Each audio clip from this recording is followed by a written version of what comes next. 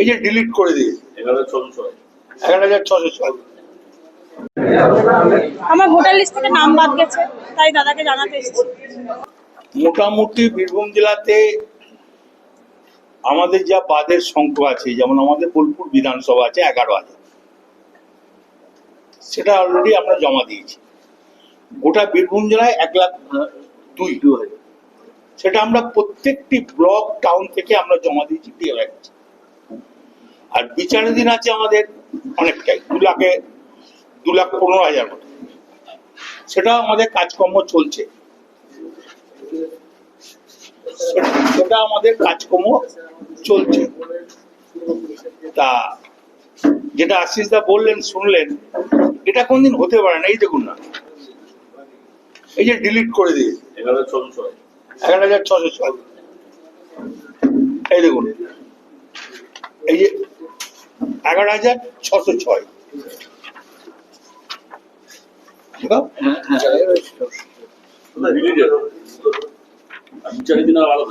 হ্যাঁ, বিচারাধীন 2,15,000।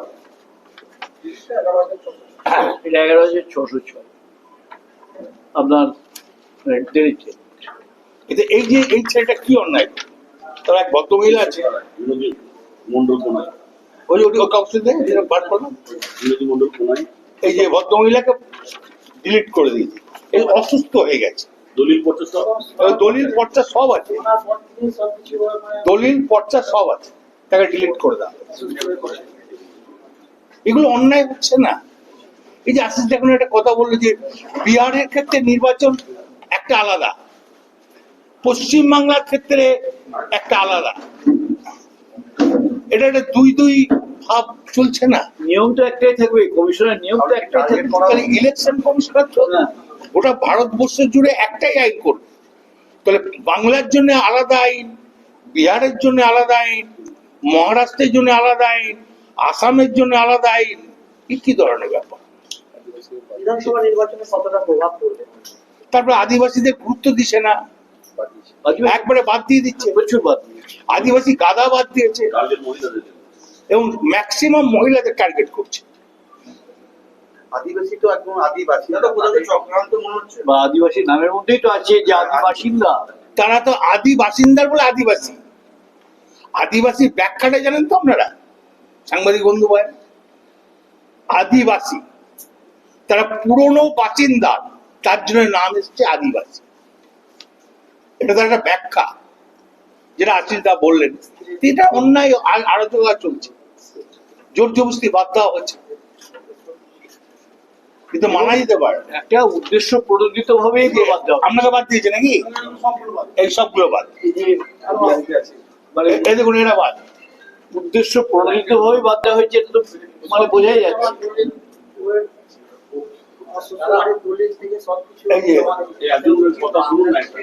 এদের একটা কথা শুনুন আপনারা।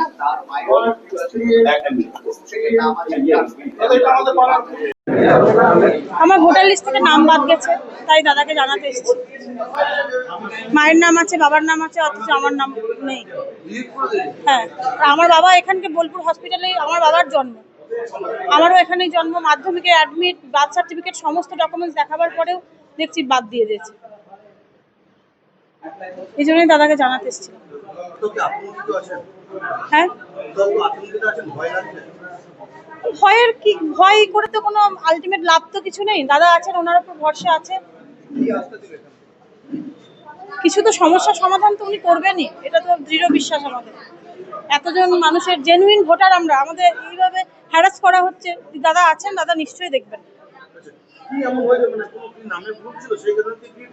না, আমার তো কোনো ডকুমেন্টসে কিছুতেই তো কিছু ভুল নেই।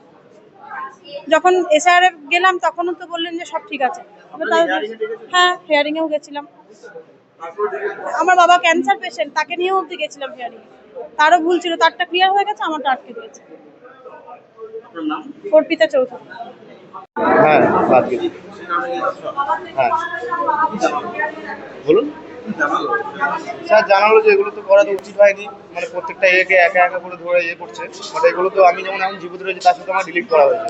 আমি আগের বছরও ভোট দিয়েছি, তার সাথে ডিলিট কেন করলো আমি তো বুঝতে পারছি না কি কারণে বললো। ইভেন আমার মা বাবার 2002 নাম ভোটার লিস্টের নাম আছে, তা সত্ত্বেও ডিলিট কেন করলো?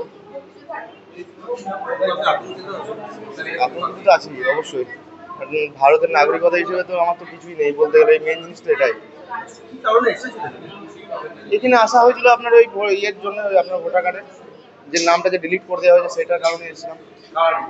হ্যাঁ, কারা দেখেছিল? দেখেছিল আমাদের গ্রামের যে মেম্বার, বুথ সভাপতি, এনারা। জানালো দেখা যাক যে কি কতদূর কি করা যায়। এমনি বললো যে কোনো সমস্যা নাই, বাট এগুলো তো করা উচিত হয়নি। এগুলো তো বেছে বেছে ইচ্ছা করে বেছে বেছে বাদ দেওয়া হয়েছে, যেটা বাদ দেওয়ার কোনো উচিত নয়। শিবশঙ্কর রায়।